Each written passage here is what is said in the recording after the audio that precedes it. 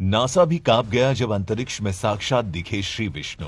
दोस्तों, लगभग 1 साल पहले नासा ने ब्रह्मांड की एक ऐसी तस्वीर निकाली जिसे देखकर नासा के साथ साथ इस दुनिया का हर मनुष्य चौंक गया। अब सवाल ये उठता है कि आखिर उस तस्वीर की सच्चाई क्या थी और किस तरह से वो वेद पुराणों से जुड़ा हुआ है। सबसे पहले आपको भगवान श्री कृष्ण और भगवान विष्णु के बारे में तो वो बातें जान लेनी चाहिए जो कि आपको जानना बहुत जरूरी है, जिसे आप में से बहुत कम लोग ही जानते होंगे। साथ ही उन बातों का जुड़ाव नासा को मिली उस चौंकाने वाली तस्वीर से भी है। भगवान श्री कृष्ण ने गीता में एक वाक्य कहा कि इस दुनिया के हर जीव में मैं हूँ, कण कण में मेरा ही वास है। जीवों की आत्मा मैं हूँ। कल भी मैं था, आज भी मैं हूँ और कल भी मैं ही रहूंगा। इस दुनिया के आरंभ में मैं हूँ, इस दुनिया के मध्य में भी मैं हूँ और अंत में भी मैं ही रहूंगा। वहीं दूसरी तरफ अगर हम वेदों और ग्रंथों की तरफ नजर डालें तो पता चलता है कि भगवान विष्णु को 3 श्रेणियों में बांटा गया है। पहले हैं महाविष्णु। महाविष्णु मतलब वो परब्रह्म जिन्होंने संसार का बीज बोया और इस दुनिया में जो कुछ भी मौजूद है वो सब सिर्फ इन्हीं की वजह से है। आपकी आत्मा व यहाँ तक कि आपकी बुद्धि भी सब कुछ महाविष्णु की ही देन मानी जाती है। दूसरे हैं शिरोदक्षाई विष्णु। जब हम बात करते हैं कि हर जगह भगवान है, हवा में, मनुष्य में, धरती में, कण कण में, अर्थात छोटी से छोटी चीज में भी भगवान है, तो वहां बात की जाती है शिरोदक्षाई विष्णु की।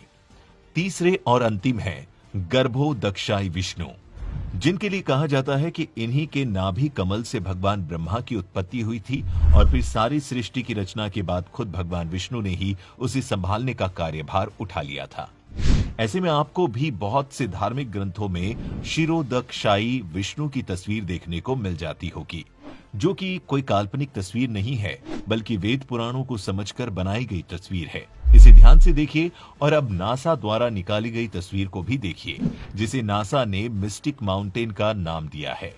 अगर आप इस फोटो को ध्यान से देखें और इसकी तुलना शिरोदक्षाई विष्णु की तस्वीर से करें जो कि काल्पनिक नहीं है, तो आप पाएंगे कि नासा की तस्वीर बहुत हद तक भगवान विष्णु के इस रूप से मिलती जुलती है। इतना ही नहीं, इसके बाद फिर से 2 महीने बाद नासा के टेलीस्कोप द्वारा एक दूसरी तस्वीर खींची गई जिसे हैंड ऑफ गॉड का नाम दिया गया। इसे भी ध्यान से देखने पर आपको लगेगा कि किसी भगवान का हाथ आपके सामने है। जब ये वाली तस्वीर नासा द्वारा लोगों के बीच आई तो लोग चौंकने लगे और दोनों ही फोटो को भगवान से जोड़ते हुए बड़ी तेजी से सोशल मीडिया पर वायरल करने लगे। धीरे धीरे इन दोनों तस्वीरों ने पूरी दुनिया में तहलका मचा दिया। कुछ लोगों ने हाथ वाली तस्वीर के लिए यह भी कहा कि ये तस्वीर ब्रह्मांड के अंतिम चोटी से निकलती हुई दिखाई दे रही है और उंगलियों के ऊपर सुदर्शन चक्र है। इसका मतलब ये हुआ कि आप माने या ना माने, इस दुनिया में हर चीज, यहाँ तक की पूरी दुनिया भगवान विष्णु के अंदर ही विद्यमान है। इसीलिए समय समय पर प्रकृति ऐसे ऐसे चमत्कार दिखाती है जिसे देखकर विज्ञान के भी होश उड़ जाते हैं। लेकिन अफसोस ये है कि विज्ञान इन सभी बातों पर बहुत कम विश्वास करता है या करता ही नहीं है। जब तक तस्वीर ट्विटर और इंस्टाग्राम पर फैली तो लाखों करोड़ों लोगों ने इसे भगवान शिरोदक्षाई विष्णु जी की ही तस्वीर मानी और ये भी बताया कि शिरोदक्षाई विष्णु अपनी योग निद्रा में विश्राम कर रहे हैं।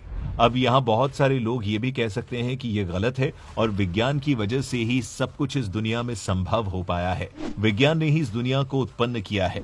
दोस्तों, आपके आसपास भी ऐसे विचारों वाले व्यक्ति अवश्य होंगे और विज्ञान भी इसे ही सही साबित करने के लिए बिग बैंग की थ्योरी सामने रख देता है, जिसके मुताबिक कहा गया है कि इस ब्रह्मांड की उत्पत्ति एक बड़े से गोले के विस्फोट से हुई।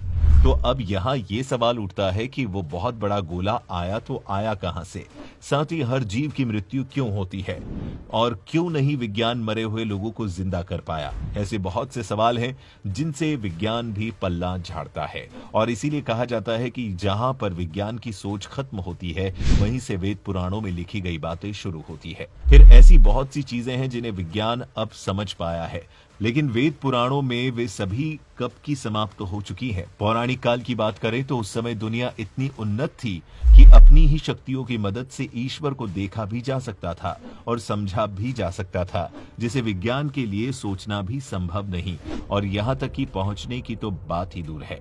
विज्ञान से जुड़े कई ऐसे लोग हैं जो ऐसी सकारात्मक शक्तियों पर विश्वास तो करते हैं लेकिन पूरी दुनिया के सामने जाहिर नहीं करते हैं। दोस्तों, इस बारे में आपके क्या विचार हैं? हमें कमेंट करके जरूर बताएं।